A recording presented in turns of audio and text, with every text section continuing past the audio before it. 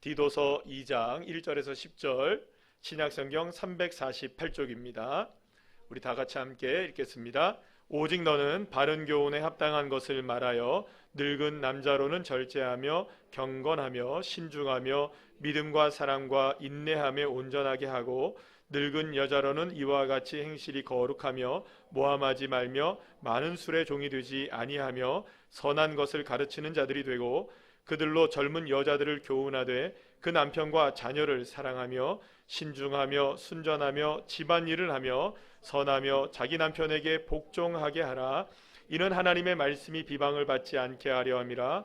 너는 이와 같이 젊은 남자들을 신중하도록 권면하되 범사에 내 자신이 선한 일을 본을 보이며 교훈에 부패하지 아니함과 단정함과 책망할 것이 없는 바른 말을 하게 하라.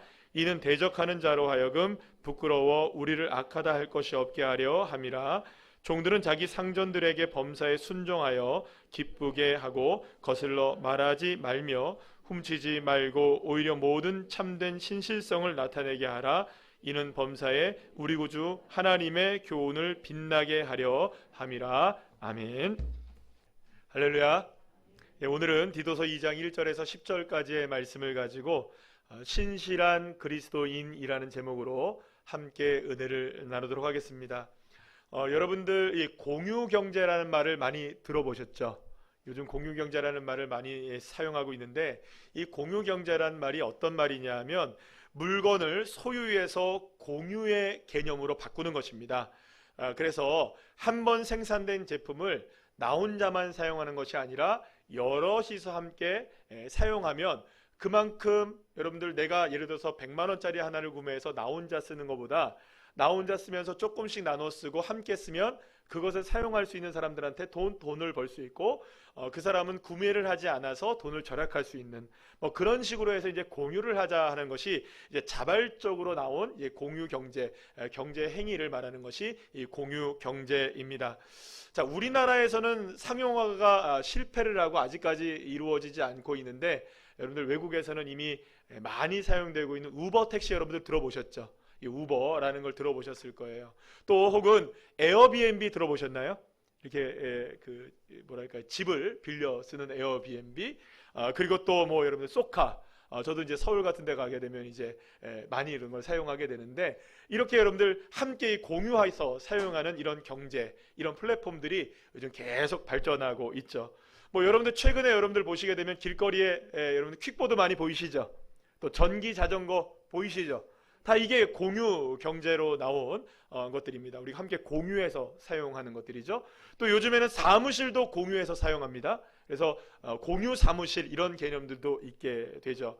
그래서 여러분들 요즘에 이런 공유 경제가 굉장히 발전하고 있는데, 2017년도에는 이 공유 경제가 세계 경제에 미치는 영향이 약 186억 달러, 약 23조 원에 불과했다고 해요. 자, 그런데 2025년, 그래서 2년 후가 되면 이게 어느 정도로 성장하게 되냐면 약 세계에 3,350억 달러로 성장을 한대요. 우리나라 돈으로 약 414조 원. 그래서 2017년보다 2025년도를 비교해보면 그 규모가 세계 경제에서 얼만큼 규모가 성장하느냐, 약 18배가 성장을 한다는 거예요.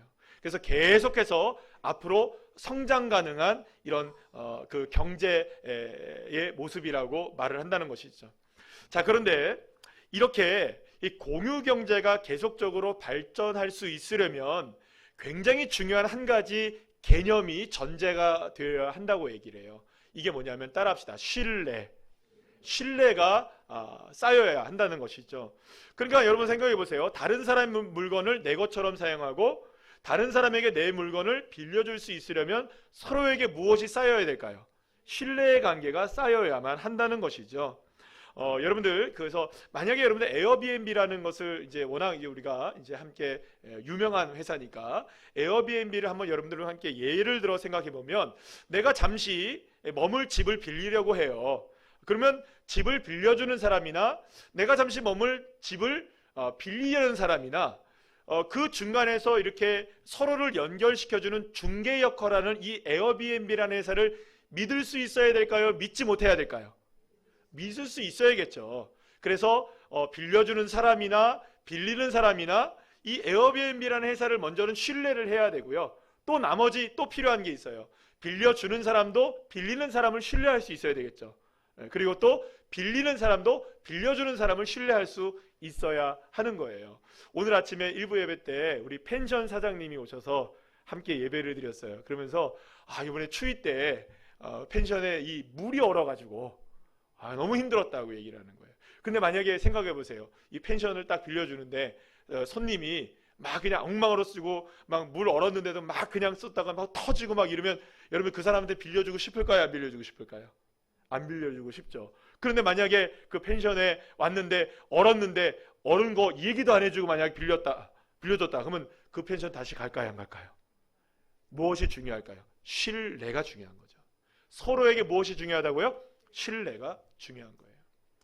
옥스퍼드 대학교 경영대학원의 초빙 교수인 레이첼 보츠만이라는 교수님이 계시는데 이분이 이제 신뢰 이동이라는 책을 쓰셨어요.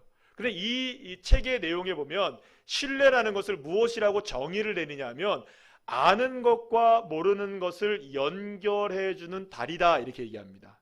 신뢰가 뭐라고요? 아는 것과 모르는 것을 연결시켜 주는 다리다. 그래서 이 다리를 통하여 신뢰하게 되면 신뢰의 도약이 일어난다. 그래서 모르는 것을 알게 되는 것이 바로 신뢰의 다리를 통하여서 일어난다. 뭐 이렇게 이제 이 설명을 하고 있는 책이에요. 굉장히 어려운 책인데 굉장히 의미 있는 책 중에 하나입니다. 여러분들 예를 들어 한번 생각해 볼게요. 만약에 마트에서 싱싱하게 보이는 딸기를 사려고 해요. 근데 이렇게 보통 보면 마트 같은 데 보면 이렇게 랩으로 착 씌워져 있잖아요. 그죠? 그러면 안에는 못 봐요. 그러니까 첫 번째 위 거는 보는데 밑에는 잘 못 본다고요. 그러면 위에 것처럼 예쁘고 또 탐스럽고 먹기도 좋고 보암직하고 갑자기 선악과가 생각나지. 그렇게 이제 보이는 거예요. 그래서 이제 집에 가서 이거 맛있겠다. 당도도 높다고 하니까 맛있겠다 집에서 딱 사왔어요. 그런데 딱 펼쳐서 밑에 걸 보니까 세상에 위에 것만큼이나 훌륭해요. 정말 다 맛있어요. 정말 다 싱싱해요. 자, 그러면 여러분 그 마트 신뢰할 수 있을까요? 없을까요? 신뢰할 수 있는 거예요.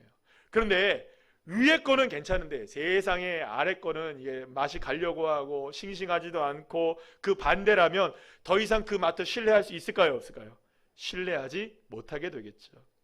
결국 여러분 무엇인가를 신뢰할 수 있다는 것은 미지의 세계로 나가는 중요한 역할을 하는 것이라고 볼 수 있어요. 이 딸기가 과연 싱싱한가 싱싱하지 않은가에 대한 미지의 세계. 그 마트를 신뢰한다면 그 딸기는 반드시 싱싱할 거야라는 믿음이 생기잖아요. 그러니까 여러분 결국에는 이 마트에서 이 딸기 하나를 잘 구매하게 되면 나중에 여러분들 과일만 구매하게 될까요? 다른 것도 믿고 구매할 수 있을까요? 근데 만약에 딸기가 싱싱하지 않았어요. 그래서 신뢰를 할 수가 없게 돼요. 그러면 그 마트에서의 물건을 우리가 신뢰하며 구입할 수 있을까요? 그렇지 않죠. 새고 센 게 마트인데, 그죠? 그렇기 때문에 여러분 사실 무엇인가를 믿고 누군가를 신뢰한다는 것은 결코 쉬운 일이 아닙니다. 믿고 살아간다는 것, 또 믿을 만한 사람이나 대상을 만난다는 것, 그거 쉬운 일 아니고요. 또 내 자신 스스로가 누군가에게 믿을 만한 사람이 된다는 것도 쉬운 일일까요? 쉽지 않은 일일까요? 그 신뢰를 쌓는 것은 그렇게 쉬운 일이 아니라는 것이죠. 자, 그런데 오늘 본문 1절 말씀을 여러분들 보시면 사도 바울이 무슨 이야기를 하고 있냐면 우리 다 같이 한번 읽어볼까요? 다 같이 시작. 모든 참된 신실성을 나타내게 하라라고 이야기하고 있어요. 그런데 여기서 신실성이라는 이 단어는 피스티스라는 헬라어를 썼는데요. 이 단어가 어떤 단어냐? 신뢰, 확신이라는 단어예요. 지금 제가 신뢰 이동 얘기하면서 신뢰 막 얘기했잖아요. 그때 말한 이 신뢰라는 단어가 바로 피스티스라는 단어를 지금 이 사도 바울이 쓰고 있는 겁니다. 그러니까 여기서 사도 바울은 무슨 얘기를 하고 있냐면 모든 그리스도인들은 모든 삶에 있어서 신실성을 나타내야 된다. 신뢰할 수 있는 사람이 되어야 된다. 믿을 만한 사람이 되어야 한다라고 말을 하고 있는 것이죠. 자, 그런데 이 말을 제가 레이첼 보츠만 교수님이 쓴 신뢰 이동에서 이야기하고 있는 그 개념을 가지고 여러분들에게 좀 설명을 드리려고 해요. 신뢰 이동에서는 뭐라고 얘기하냐? 신뢰가 만들어지는 과정을 다음과 같이 설명하고 있는데, 제가 한번 그림을 한번 그려봤어요. 한번 보실까요? 자, 보세요. 아는 것이 있고 모르는 것이 있어요. 근데 아는 것에서 모르는 것으로 나아가려는데 그 가운데에는 틈새가 있다는 거예요. 이 틈새가 있어요. 그래서 이 틈새는 위험해요. 그러니까 틈새가 있기 때문에 모르는 것으로 나아가려니까 자꾸 위험한 생각이 드는 거예요. 무엇인가 신뢰하기 어렵게 만들어요. 그래서 불확실성이 있는 거예요. 뭔가 믿을 만한 게 있어야 아는 것에서 모르는 것으로 나갈 수 있게 되는 것이죠. 그때 바로 이 틈새를 연결시켜주는 다리가 뭐냐? 신뢰라는 거예요. 신뢰가 생기면 신뢰의 다리를 통하여서 아는 것에서 모르는 것으로 신뢰의 도약이 가능하다는 개념입니다. 이해가 되시죠? 다시 설명 안 들으셔도 되겠죠? 예, 여러분들 워낙 지혜로우신 분들이라 금방 알아들을 것 같아요. 자, 그런데 바울이 그리스도인들을 향해 뭐라고 얘기합니까? 모든 참된 신실성을 나타내라, 이렇게 얘기했단 말이에요. 자, 그것은 어떤 의미가 있냐? 한번 그림을 보여주시겠어요? 세상 사람들이 있어요. 세상 사람들은 아직 누구를 몰라요. 하나님을 모르고 예수님도 모르고 하나님 나라도 몰라요. 그러니까 세상과 하나님 나라 사이에 무엇이 존재하냐면 틈새가 존재하는 거예요. 그러니까 세상 사람들은 하나님의 나라로 나가려고 하는데 잘 모르니까, 불확실하니까, 잘 모르니까 못 나가고 있는 거예요. 자, 그럴 때에 그리스도인들이 이 틈새를 메꿔줄 수 있는, 신뢰할 수 있을 만한 사람, 신뢰의 다리가 되어준다면 세상 사람들이 어디로 나갈 수 있다? 하나님을 모르는 사람들이 어디로 나갈 수 있다? 하나님의 나라로 갈 수 있고 예수님을 믿을 수 있게 된다라고 이야기하는 거예요. 그래서 틈새를 메꾸는 그리스도인들이 있을 때, 정말로 그리스도인들이 신실한 삶을 살고 신실성을 나타내게 되면 세상 사람들이 어디로 도약할 수 있다? 하나님 나라로 도약해 나갈 수 있다라고 이야기하고 있다는 거예요. 자, 그러려면 여러분, 그리스도인들이 어떤 사람들이 되어야 됩니까? 믿을 만한 사람, 신실한 사람, 또 신뢰할 수 있는 사람이 되어야 하겠죠? 바울이 여러분들 이런 이야기를 하게 된 이유가 있어요. 오늘 우리가 함께 디도서를 함께 보고 있는데요. 이 디도서에는 여러 가지 이야기들이 많이 있어요. 이게 목회서신이라고 얘기하는데요. 따라합시다. 목회서신. 디도가 목회를 잘하기를 바라는 마음에 사도 바울이 3장의 짧은 편지를 디도에게 보낸 거예요. 디도는요, 바울의 참 사랑하는 동역자이고 디모데와 같이 아들과 같이 함께 지냈던 아주 중요한 동역자 중에 한 명이었어요. 근데 디도는 어디서 그 목회를 하게 되었냐면 지중해 중앙에 있는 그레데라는 섬에서 목회를 하게 되었습니다. 자, 그런데 이 그레데 사람의 기질들이 좀 독특해요.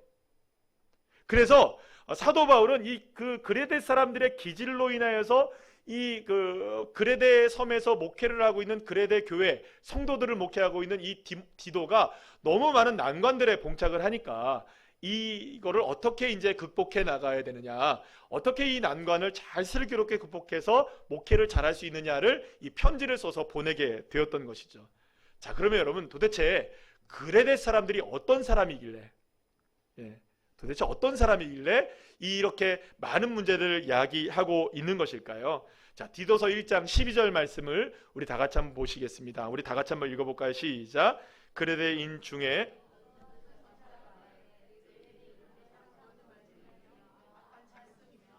발만 위하는 게으름뱅이라 하니. 그레데 사람들은 평판이 그리 좋지 않았던 것 같아요. 거짓말쟁이에다가 악한 사람들에다가 그리고 또 게으름뱅이들이었어요. 그렇게 소문이 나 있었던 것이죠. 그러니까 그레데 사람들을 볼 때 그레데 사람들은 믿을 만한 사람들이었을까요? 아니었을까요? 여러분 한번 생각해 보세요. 그레데 사람들 모두가 다 그런 건 아니었겠지만 왠지 모르게 그레데 사람들은 다 그렇다는 평판이 있었던 거죠. 제가 이 울산 방어진에 와서 방어진 사람들, 이 사람들의 이제 저도 이제 한 20년 살다 보니까 방어진 사람이 되고 있는데, 이 방어진 사람들의 모르는 이런 기질이 있을까요, 없을까요? 아우, 그 바닷가 사람들이라 이거 웬만큼 거칠어야죠. 네. 말도 거칠고 이게 언어도 세고요, 그죠? 막 싸우는 것 같고요, 그죠? 네. 막 그렇습니다. 제가 경험해본 바로는 그렇습니다. 여러분들은 잘 모르죠? 그래서 저는 그렇게 생각합니다. 나는 방어진 사람 안 돼야지. 그런데 살다 보니 누구처럼 되는 거예요, 여러분. 저도 방어진 사람처럼 살아가는 거죠. 자, 이런 이야기입니다. 뭐냐?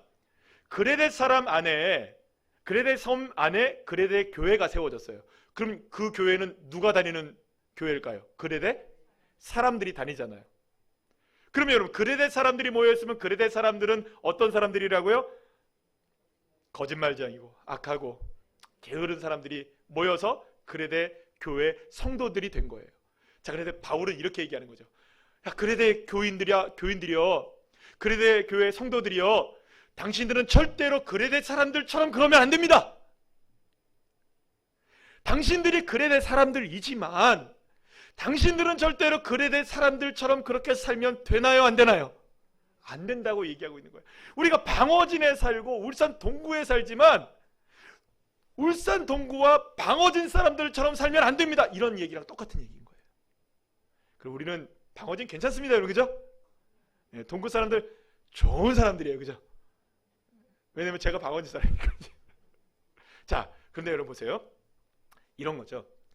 그레데 사람들이 거짓말도 많이 하고 또 게으르고 악한 이 모습이 그대로 만약에 남겨진 채로 성도의 삶을, 그리스도인들의 삶을 살아간다면 여전히 아직까지 그레데 사람들 속에서 많은 사람들이 예수님을 모르고 하나님을 모르고 살아가는 수많은 사람들이 있는데 그들이 생각할 때 이렇게 생각할 거 아니에요.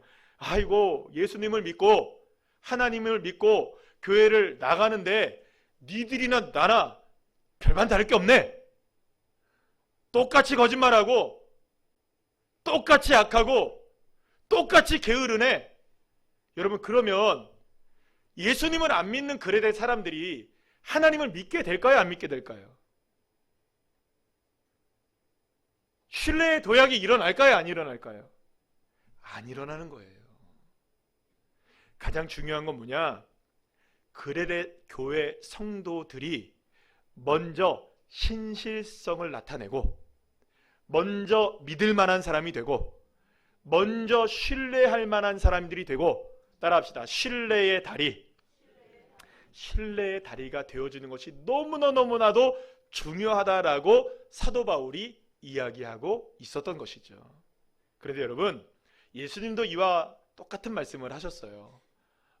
마태복음 5장의 16절 말씀 우리 다 같이 한번 읽어볼까요? 시작. 이같이 너희 빛이 사람 앞에 비치게 하여 그들로 너희 착한 행실을 보고 하늘에 계신 너희 아버지께 영광을 돌리게 하라.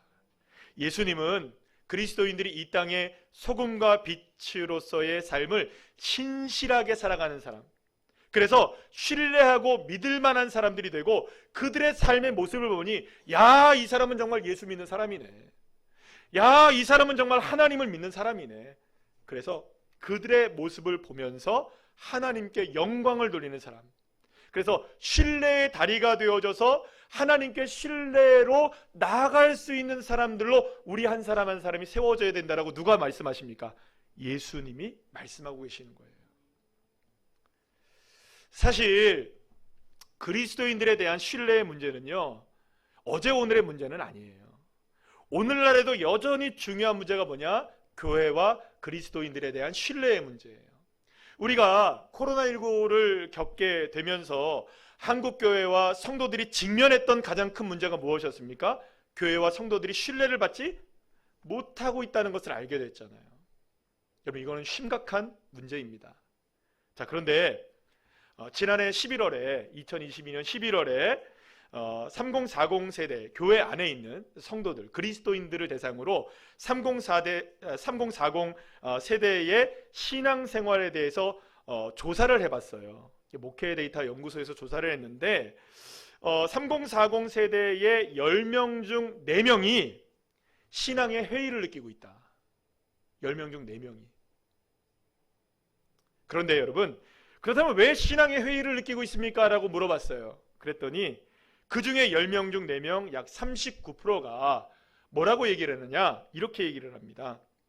기독교인들이 생활이 비도덕적이고 이중적이기 때문에 나는 신앙의 회의를 느끼고 있다라고 대답했다는 거예요. 그러니까 이 말은 무슨 말입니까? 기독교인들조차도, 성도들조차도 그리스도인들을 신뢰하지 못하고, 교회를 신뢰하지 못하고, 목회자를 신뢰하지 못하고. 여러분 한번 옆에 있는 분과 살짝 보실까요? 이 중에 서로가 39%는 신뢰를 못하고 있다는 거예요. 우리 스스로들이 다. 심각하죠. 쉽지 않은 얘기입니다. 여러분, 교회 안에서도 우리가 서로를 향해서 믿지 못하고 있다는 거예요. 절반 정도가 믿지 못해요. 물론 39%니까 40%. 그러면 여러분, 교회 안에서의 상황이 이렇다면 교회 밖은 어떨까요? 좀 우리의 부끄러운 민낯이지만 오늘 이 시간 우리 함께 살펴봐야 될 것 같아요.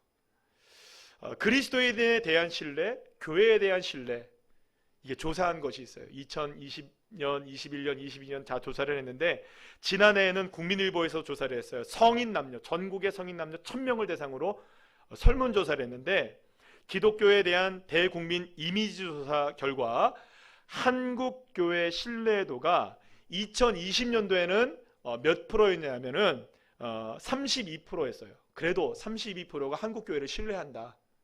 한국 사회에서.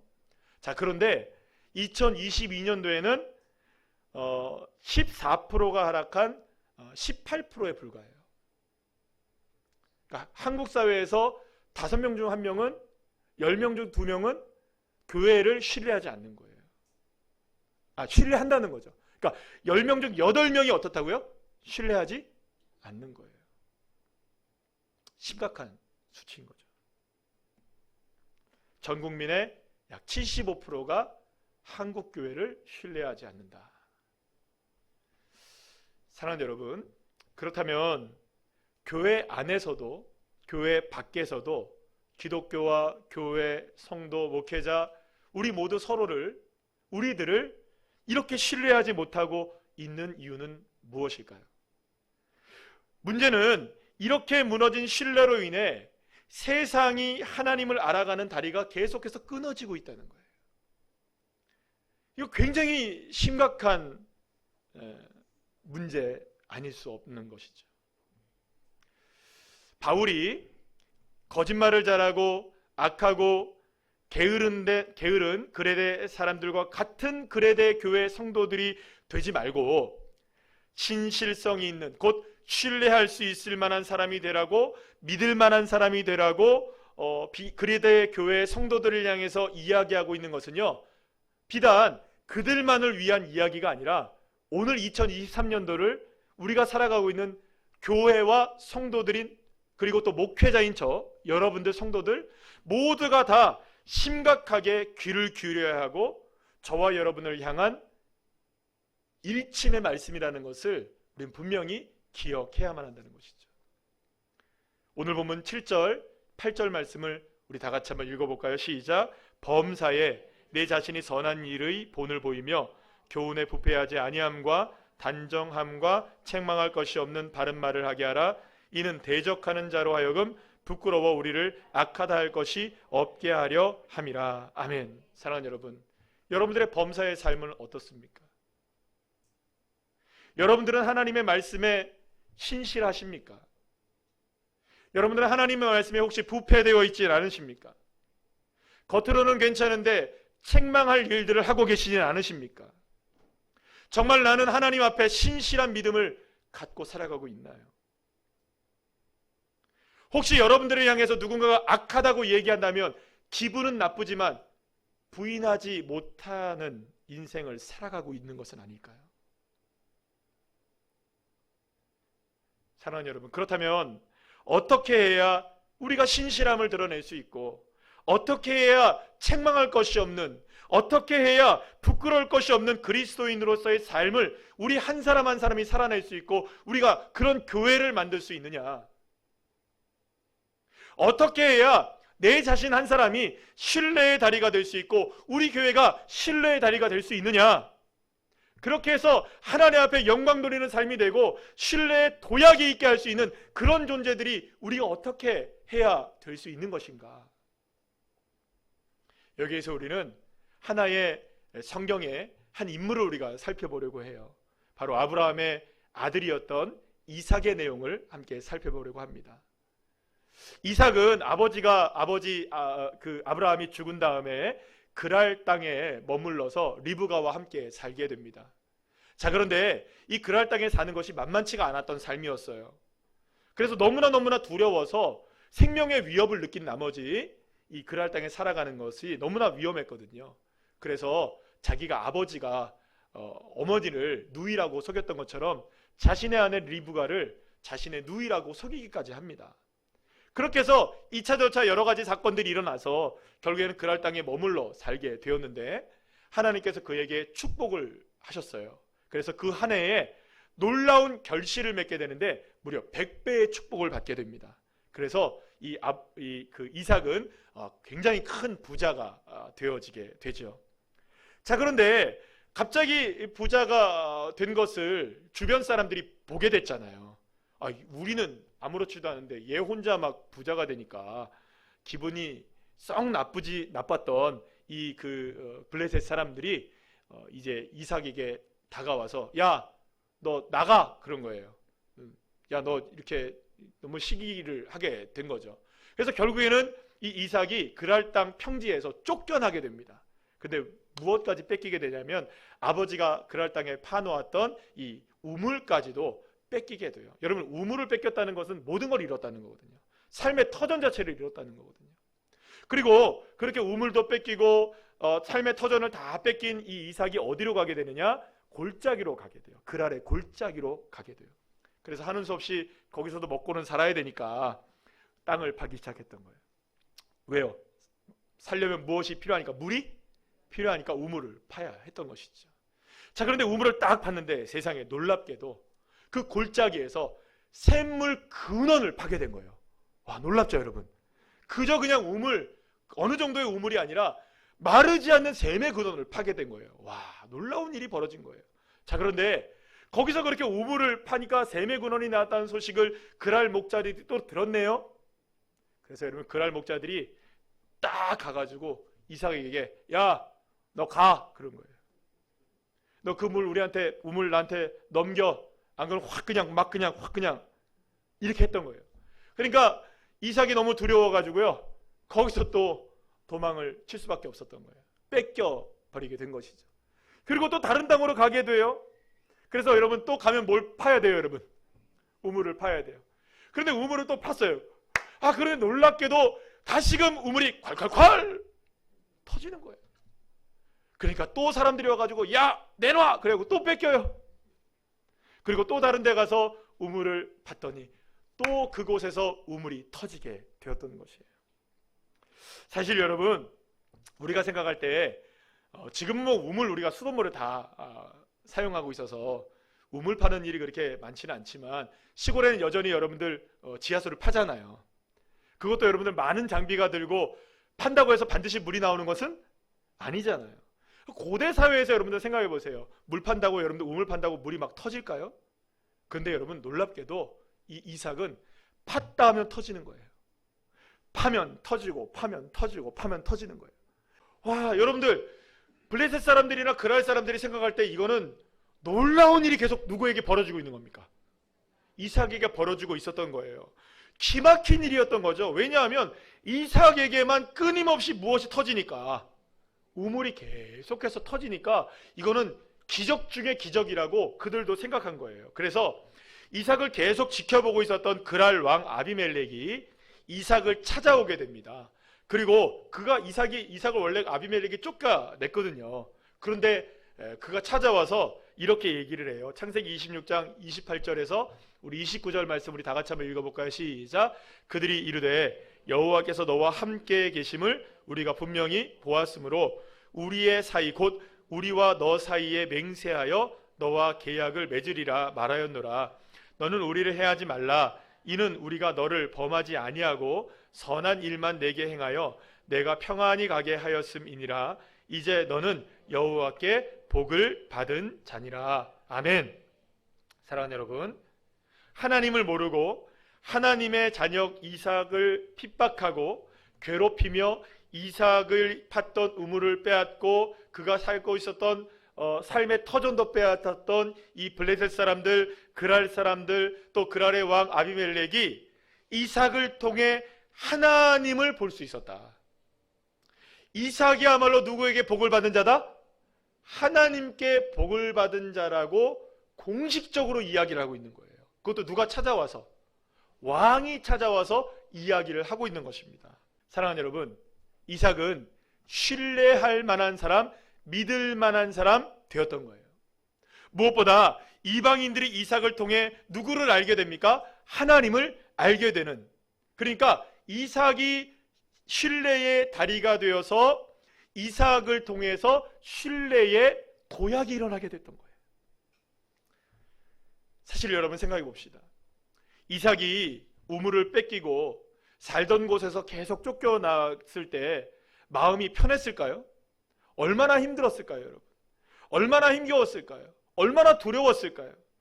하지만 여러분, 그 모든 상황 속에서 이삭은 하나님이 나와 함께 하시는 것을 믿고 있었던 것입니다.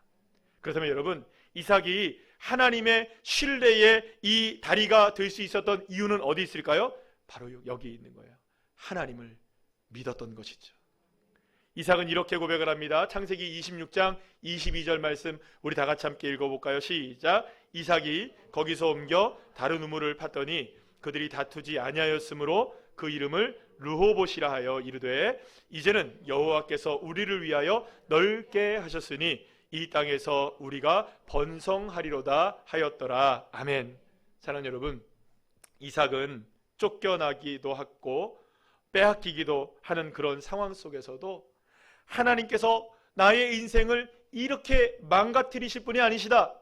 내 인생을 더 넓은 곳으로 인도하시는 분이시다. 더 좋은 곳으로 인도하시는 분이시다. 르호봇의 하나님을 믿었던 것입니다. 어떠한 상황 속에서도 하나님이 나의 삶을 인도하고 계심을 믿었던 것이고 흔들리지 않는 믿음을 갖고 있었던 것입니다. 그리고 이러한 믿음을 누구도 인정하시느냐? 여호와 하나님께서도 이삭의 이러한 믿음을 인정하셔서 하나님이 이삭을 축복하시는 것을 보게 됩니다. 창세기 26장 24절 말씀 우리 다 같이 한번 읽어볼까요? 시작. 그 밤에 여호와께서 그에게 나타나 이르시되 나는 내 아버지 아브라함의 하나님이니 두려워하지 말라. 내 종 아브라함을 위하여 내가 너와 함께 있어 내가 복을 주어 내 자손이 번성하게 하리라 하신지라. 아멘. 사랑하는 여러분, 이삭은 하나님도 믿을 만한 사람이 되었던 거예요. 여러분, 처음에 다시 한번 생각해 볼까요? 무엇인가가 공유되려면 신뢰가 서로에게 필요하다고 말했죠? 그러면 하나님도 이 땅 가운데 하나님 나라를 이루어가는, 하나님의 뜻을 이루어가는 이삭이 되게 하려면 적어도 이삭을 신뢰할 수 있어야 되는 거 아니에요? 누가?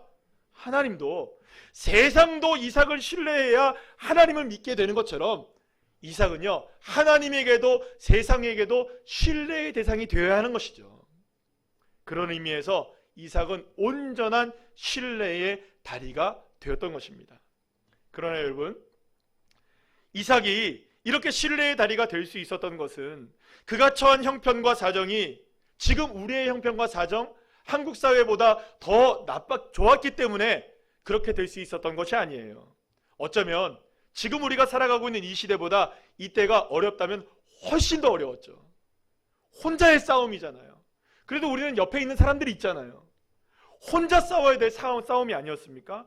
너무나 어렵고 힘겨운 상황이었단 말이죠. 하지만 이삭은 바로 그러한 때에 오직 여호와 하나님을 의지했던 것입니다. 주님만 바라봤던 것입니다. 그러한 이삭의 흔들리지 않는 견고한 믿음의 이 신실성이 나타나는 삶을 살게 되었고, 그가 하나님을 신뢰하는 삶을 살게 되자 신뢰의 다리로서의 삶이 온전하게 인정되기 시작했던 것입니다. 사랑하는 여러분, 어쩌면 2023년을 살아가고 있는 그리스도인들인 우리들이 이 시대에 신뢰의 다리가 되지 못하고 또 신실성을 온전하게 드러내지 못하고 나타내지 못하는 이유는 과연 어디 있을까요? 물론 이렇게 얘기할 수도 있습니다. 그건 교회의 문제다, 목회자의 문제다, 한국교회의 문제다, 성도들의 문제다. 여러분, 그게 다 누구의 문제일까요? 나의 문제입니다. 나의 문제. 누가 이 믿음을 온전히 갖지 못하기 때문일까요? 내가 온전히 하나님을 신뢰하지 못하고, 내가 온전히 하나님께 신실성을 드러내지 못하고, 내 믿음이 분명해지지 않으니까, 내 믿음이 고별되지 않으니까, 이게 세상 사람인지 이게 하나님을 믿는 사람인지 구별되지 않으니까요. 구별되지 않으니까 결국엔 내가 스스로의 믿음이 분명하지 않는다면 신뢰의 다리가 무너질 수밖에 없는 것이 아니겠습니까? 그리스도인이 내가 예수님을 온전히 신뢰하지 못하고 온전히 믿지 못하고 온전히 바라보지 못하는데 어떻게 신뢰의 다리가 되고 신실성을 나타내는 삶이 될 수가 있고 신뢰의 도약이 이루어지는 축복된 삶을 우리가 살아갈 수 있겠습니까? 사랑하는 여러분, 교회가 세상에서 인정을 받지 못하고 교회 안에서조차 교회와 성도들을 신뢰하지 못하고 있는 2023년 오늘을 살아가고 있는 우리의 모습이 반전될 수 있는 가장 유일한 길은 무엇이냐? 다시금 나 자신 스스로부터 주 예수 그리스도를 확실하게 믿어야 됩니다. 누가 믿어야 됩니까? 내가 믿어야 됩니다. 내 믿음이 온전해져야 됩니다. 누구의 이야기 할 거 없습니다, 여러분. 내 신앙 온전해야 되고 나의 삶이 온전한 예배자가 되어야 되고 내가 온전하게 하나님의 영권을 회복해야 되고요. 내가 하나님 앞에 신실하게 기도하는 사람이 되어야 되고 누구 욕할 거 아무것도 없어요. 나 한 사람 잘하면 됩니다. 내가 잘하고 우리 서로가 잘할 때 우리의 믿음이 온전해질 때 다른 방법 없는 거예요. 그때의 신뢰의 다리가 되어서 신실한 그리스도인들이 되어야만 그래야 여러분 하나님의 축복을 누리게 되는 것이죠. 여러분, 이삭이 마지막에 아비멜렉의 고백을 들었잖아요. 너는 참 하나님께 복받은 자다. 여러분, 왜 우리가 그걸 뺏깁니까? 하나님 온전히 믿으면 우리도 복을 받을 수 있는데, 사랑하는 여러분, 세상의 그 어떤 복보다 하나님의 복을 여러분 갈망하시기를 축복합니다. 그러기 위해서 우리는 하나님을 신실하게 믿어야 됩니다. 그리고 내가 그렇게 내 자신 스스로가 하나님을 신뢰하며 신실하게 주님을 믿을 때 비로소 이 세상 속에서 하나님이 함께 하시는 삶으로 인정받게 되어서 그렇게 신뢰의 다리가 되어서 하나님께 복을 받는 사람들로 저와 여러분, 우리 교회, 한국교회가 세워지게 될 줄로 믿으시길 바랍니다. 따라합시다. 신뢰의 다리가 됩시다. 믿을 만한 신실한 그리스도인이 됩시다. 할렐루야.